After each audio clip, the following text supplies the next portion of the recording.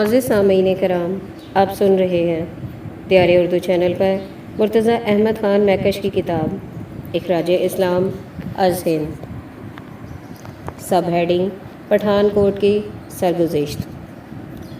جناب غلام رسول صاحب نظامی پٹھان کوٹ کے مسلمانوں کی سرگزشت کا حال یوں بیان کرتے ہیں۔ 17 اگست کو جبکہ مسلمان عید الفطر کا چاند دیکھنے کے لیے منتظر تھے، آل انڈیا ریڈیو نے اعلان کیا کہ ضلع گرداسپور کی 3 تحصیلیں پٹھان کوٹ، گرداسپور اور بٹالہ بعض نامعلوم وجوہ کی بنا پر ہندوستان میں شامل کر دی گئی ہیں۔ ضلع گرداسپور کے مسلمانوں کو یقین تھا کہ ان کا ضلع پاکستان میں شامل رہے گا۔ اس اعلان کے سنتے ہی عید کی خوشیاں جاتی رہیں اور ہر طرف رنج و مایوسی کا اظہار ہونے لگا۔ تاہم مسلمانوں نے خیال کیا کہ ہم ہندو راج ہی کے سائے میں اس قسم کی زندگی بسر کرنے پر قانع ہو جائیں گے جیسی ہمارے مسلمان بھائی ریاستوں کے اندر بسر کر رہے ہیں۔ اس اعلان کے ساتھ ہی حکومت کی مشینری سراسر تبدیل ہو گئی۔ ہر طرف ہندو اور سکھ حکام نظر آنے لگے۔ پولیس اور فوج بھی یکسر غیر مسلم عناصر پر مشتمل تھی۔ عید کے تیسرے دن یعنی 20 اگست کی رات کو پٹھان کوٹ کے بازار میں بجلی کی روشنی یکایک بجھ گئی اور تاریکی میں بچوں اور عورتوں کے رونے اور چلانے کی آوازیں بلند ہونے لگیں۔ اس کے بعد روشنی پھر نمودار ہو گئی۔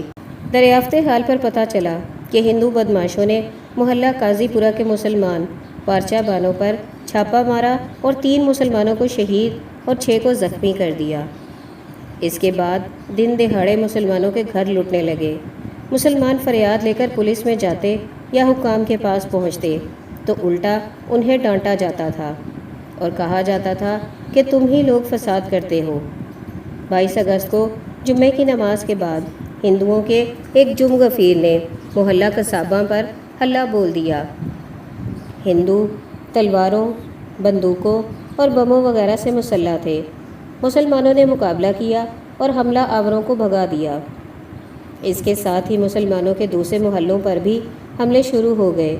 مسلمان 3 دن تک مقابلہ کرتے رہے، لیکن جب دیکھا کہ حکام اور پولیس کھلم کھلا ہندوؤں کی امداد کر رہی ہے تو مسلمان گھروں سے نکل کر ملٹری سپلائی رسٹ کیمپ میں جمع ہونے لگے۔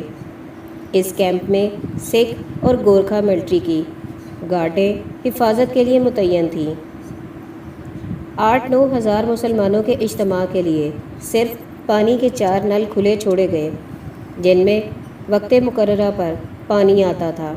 اس لیے مسلمانوں کو بقدر ضرورت پینے کے لیے پانی بھی میسر نہیں آتا تھا۔ اگست کا مہینہ تھا، شدت کی گرمی پڑ رہی تھی۔ صفائی کا انتظام نہ ہونے کے باعث ہر طرف غلاظت پھیل رہی تھی۔ تعفن کے مارے دماغ پھٹے جاتے تھے۔ بچے بھوک اور پیاس کے مارے بلک رہے تھے۔ پٹھان کوٹ کے مسلمان 4 دن وہاں رہے۔ چوتھے روز حکم ہوا کہ سب لوگ 1 گھنٹے کے اندر اندر ڈھانگو کیمپ میں جانے کے لیے تیار ہو جائیں۔ سب کو پیدل چلنا ہوگا، جس قدر سامان اٹھا سکتے ہیں ساتھ لے جائیں۔ سب لوگ خورد و نوش کا معمولی سامان لے کر روتے پٹتے ڈھانگو کیمپ کی طرف روانہ ہو گئے، جو وہاں سے 3 میل کے فاصلے پر جنگل میں بنایا گیا تھا۔ وہاں دیہات سے آئے ہوئے اور مسلمان بھی جمع ہو رہے تھے۔ اس جگہ ملٹری کی ٹوٹی پھوٹی بارکیں تھیں، جن کے اندر مسلمانوں نے پناہ لی۔ اکثر باہر کھلی فضا میں پڑے رہے۔ اس کیمپ میں کل 15-16 ہزار نفوس جمع ہو گئے۔ پہلے دن راشن کے طور پر 3 بوری آٹا اور 1 بوری دال مسور وصول ہوئی۔ دوسرے دن 2 بوری آٹا اور 1 بوری نمک کی دی گئی۔ تیسرے اور چوتھے دن کچھ نہ ملا۔ مسلمان پناہ گیر ضلع کانگڑا کے دیہات سے جوک در جوک آ رہے تھے۔ تعداد روبہ ترقی تھی۔ سرکاری طور پر راشن بہت کم مقدار میں ملتا تھا۔ جو ملتا تھا وہ بھی چینا جھپٹی کی نظر ہو جاتا تھا۔ خورد و نوش کی بعض اشیاء قیمتاً ملتی تھیں، لیکن بہت ہی گراں اور وہ بھی کم مقدار میں میسر آتی تھیں۔ گندم 6 روپے سیر، گوشت 6 روپے سیر، نمک 2 روپے سیر تک بکنے لگا۔ سرخ مرچ 2 پیسے کی 1 ملتی تھی۔ راشن کے انتظام کے لیے سرکردہ اشخاص کی ایک کمیٹی بنائی گئی، جس نے روپیہ فراہم کر کے انگریز افسر کی مدد سے کچھ آٹا وغیرہ خریدا اور اسے بانٹنے کا انتظام کیا۔ لیکن یہ انتظام بھی چل نہ سکا، کیونکہ نہ تو سپلائی کے محکمے سے قیمتاً راشن ملتا تھا، نہ دکانداروں سے میسر آتا تھا۔ نتیجہ یہ ہوا کہ کیمپ میں فاقہ کشی کی نوبت آ گئی۔ لوگ درختوں کے پتے، خار خشک کی بیلیں، جنگلی کریلے کی بیلیں اور دیگر نباتات ابال ابال کر پیٹ بھرنے لگے اور خلق خدا بھوک کے مارے مرنے لگی۔ دور دراز کے اقطاع کے لوگ جوک در جوک آ کر اس کیمپ میں جمع ہونے لگے۔ آنے والوں میں بعض کے سروں پر بودیاں بھی تھیں۔ انہوں نے بتایا کہ ہمیں زبردستی ہندو بنا لیا گیا تھا، لیکن جب دیکھا کہ ہندو بننے والوں کو بھی قتل کرنے سے گریز نہیں کیا جاتا تو ہم رات کی تاریکی میں نکل کر بھاگے اور جنگلوں میں چھپتے ہوئے یہاں تک پہنچے ہیں۔ آنے والے لوگ اپنے اپنے مصائب کی زہرہ گداز داستانیں بیان کرتے تھے۔ بعض کہتے تھے کہ راستے میں ہندوؤں نے ان کا سارا ساز و سامان لوٹ لیا۔ بعض کا بیان تھا کہ ہندو افسروں نے یہ کہہ کر اپنی اپنی نقدی اور اپنا اپنا قیمتی مال ہمارے پاس جمع کروا دو، ہم بحفاظت کیمپ میں پہنچا دیں گے، ہتھیا لیا۔ جب راشن کی قلت کے باعث لوگ بھوکوں مرنے لگے تو سب مسلمانوں نے کیمپ کے میدان میں اکٹھے ہو کر نفل پڑھے اور خدا کے حضور میں گڑ گڑا کر دعائیں مانگی۔ دعا سے فارغ ہوئے تھے کہ آٹے کی بوریوں سے لدا ہوا ایک ٹرک کیمپ کی طرف آتا ہوا دکھائی دیا۔ لوگ اس ٹرک کی طرف دوڑے۔ معلوم ہوا یہ آٹا گرداسپور کی ریلیف کمیٹی نے تریموں کے پتن پر جمع ہونے والے مسلمان قافلے کے لیے بھیجا تھا، لیکن وہاں پہنچ کر دیکھا کہ ہر طرف مسلمانوں کی لاشیں بکھری پڑی ہیں۔ ہندوؤں اور سکھوں نے تمام مسلمانوں کو شہید کر دیا ہے، اس لیے وہ راشن ڈھانگو کیمپ میں لایا گیا۔ یہ حال سن کر مسلمان زاروں قطار رونے لگے اور راشن کے پہنچنے پر خدا کا شکر ادا کیا۔ راشن کمیٹی نے یہ آٹا 2 چٹانگ فیکس کے حساب سے تقسیم کر دیا۔ ایک روز 12 لاریوں کا ایک قافلہ ڈھانگو کیمپ میں پہنچا۔ لاریوں کے انچارج نے بتایا کہ کل 30 لاریاں چلی تھیں، لیکن راستے پر خطر ہونے کے باعث بہت سی لاریاں واپس لوٹ گئیں۔ ان لاریوں پر جتنے لوگ سوار ہو سکے چڑھ گئے۔ مجھے بھی اپنے اہل و عیال سمیت ایک لاری میں سوار ہونے کا موقع مل گیا۔ ہمارا قافلہ ملٹری کی حفاظت میں امرتسر کی راہ سے واگا پہنچا، جہاں سبز ہلالی پرچم لہراتا دیکھ کر ہماری جان میں جان آئی۔ واگا سے ہم چائنا کیمپ میں لائے گئے۔ وہاں ہم نے سیر ہو کر کھانا کھایا اور خدا کا شکر ادا کیا۔ لاہور پہنچنے کے بعد ہمیں اپنے ان عزیزوں، رشتہ داروں اور 40-50 ہزار مسلمانوں کا خیال دامن گیر رہا جو ڈھانگو کیمپ میں پیچھے رہ گئے تھے۔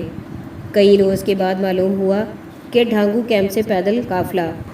اس قافلے کے لوگ جب لاہور پہنچے تو ان کی زبانی حسب ذیل حالات معلوم ہوئے۔ پہلے کنوائیں کے بعد 10-10، 12-12 لاریوں پر مشتمل 2 اور کنوائیں ڈھانگو کیمپ سے پناہ گیروں کو لاد کر لائے، لیکن جمعیت چونکہ 40-50 ہزار سے اوپر ہو چکی تھی، اس لیے سارے قافلے کو پا پیادہ ہانکنے کا فیصلہ ہوا۔ راستے میں اور قافلے بھی اس کے ساتھ ملتے گئے۔ یہ قافلہ ڈھانگو سے 10 میل فی روز کے حساب سے چلا اور بارشوں میں بھیگتا، راستے کی کڑیاں جھیلتا، مصیبتیں اٹھاتا، قیام کرتا ہوا دینا نگر پہنچا۔ دینا نگر میں لاتعداد ہندو اور سکھ سڑک کے دونوں طرف کھڑے تھے۔ قافلے کے ساتھ ہندو ملٹری تھی۔ ہندو اور سکھ قافلے میں سے خوبصورت اور جوان لڑکیوں کو کھینچ کر لے گئے۔ کئی مسافروں کے ٹرنک اور سوٹ کیس، گٹھڑیاں وغیرہ انہوں نے چھین لی۔ ہندو اور سکھ لٹیرے کہتے تھے کہ یہ سب ہندوستان کا مال ہے، اس لیے یہیں رہے گا۔ اگر کوئی مسلمان مزاحمت کرتا تھا تو اسے وہیں ٹکڑے ٹکڑے کر دیا جاتا تھا۔ قافلے کا طول 8 میل تھا۔ دینا نگر میں اس پر بم بھی پھینکے گئے اور گولیاں بھی چلائی گئیں۔ بہت سے مسلمان شہید ہوئے اور بہت زخمی ہو گئے۔ یہ قافلہ گرتا پڑتا گرداسپور پہنچا اور وہاں کے ریلیف کیمپ میں ٹھہرایا گیا۔ وہاں مسلمان ملٹری قلیل تعداد میں موجود تھی۔ ان مسلمان فوجیوں نے دینا نگر جا کر چند ایک چھینی ہوئی لڑکیاں برآمد کیں۔ شہیدوں کی لاشیں ٹرکوں میں بھر کر لائے زخمیوں کو ٹرکوں میں لاد کر لاہور کی طرف روانہ کیا۔ قافلہ 2 دن گرداسپور ٹھہرا اور وہاں سے دھاریوال کی طرف چلا گیا۔ دھاریوال سے یہ قافلہ نہر کی پٹری پر سے گزر رہا تھا کہ سکھوں نے اس پر زبردست حملہ کیا۔ یہ حملہ قافلے کے اس حصے پر کیا گیا جس کی نگران سکھ اور گورکھا ملٹری تھی۔ بہت سے مسلمان شہید ہوئے جن کی لاشیں نہر میں پھینک دی گئیں۔ اس جگہ سے بھی سکھوں نے کئی مسلمان عورتیں اٹھا لیں۔ بلوچ رجمنٹ کے سپاہیوں پر جو کھیتوں میں چھپ گئے تھے کچھ فائر کیے گئے۔ قافلہ وہاں سے ڈیرہ بابا نانک پہنچا۔ چونکہ وہاں بھی دینا نگر کی طرح چھینا جھپٹی کا خطرہ تھا، اس لیے مسلمان فوجیوں نے آگے جا کر ڈیرے میں جا بجا پہرے لگا دیے۔ ڈیرہ بابا نانک کے پل پر سکھ ملٹری کی گارڈ متعین تھی۔ ان سکھوں نے پل پر سے گزرنے والوں کی تلاشی لی اور جو کچھ ان کے پاس رقم، نقدی، زیور، قیمتی مال تھا ہتھیا لیا۔ اس طرح یہ قافلہ کوڑی کوڑی کا محتاج ہو کر پاکستان پہنچا۔ جناب غلام حسین امرتسری لکھتے ہیں کہ میری پھپھو کا خاندان تحصیل بٹالہ کے ایک گاؤں دائم ننگل میں مقیم تھا۔ جب وہ گاؤں سے نکل کر ڈیرہ بابا نانک کی راہ سے پاکستان جانے لگے تو پل پر سکھوں کا قبضہ تھا۔ یہ لوگ دوسرے مسلمانوں کے ہمراہ 2 روز دریائے راوی کے کنارے بیٹھے رہے اور گھاس پھوس کھا کر گزارا کرتے تھے۔ تیسرے دن صبح کے وقت سکھوں نے حملہ کر دیا۔ میری پھوپھی زاد بہنوں اور ان کی 2 نندوں نے خدا کا نام لے کر دریا میں چھلانگیں مار دی اور دریا کے پانی نے انہیں ہمیشہ کے لیے چھپا لیا۔ ان کے 4 ننھے بچوں میں سے صرف 1 بچا، 3 اپنی ماؤں کے ساتھ دریا کی نظر ہو گئے۔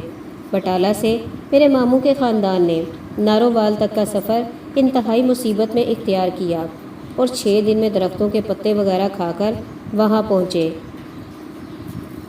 ان بیانات سے اندازہ لگایا جا سکتا ہے کہ گرداسپور کی 3 تحصیلوں کے مسلمانوں پر کیا گزری، جو اس خیال میں مگن بیٹھے تھے کہ ان کا سارا ضلع پاکستان میں شامل رہے گا۔ مؤلف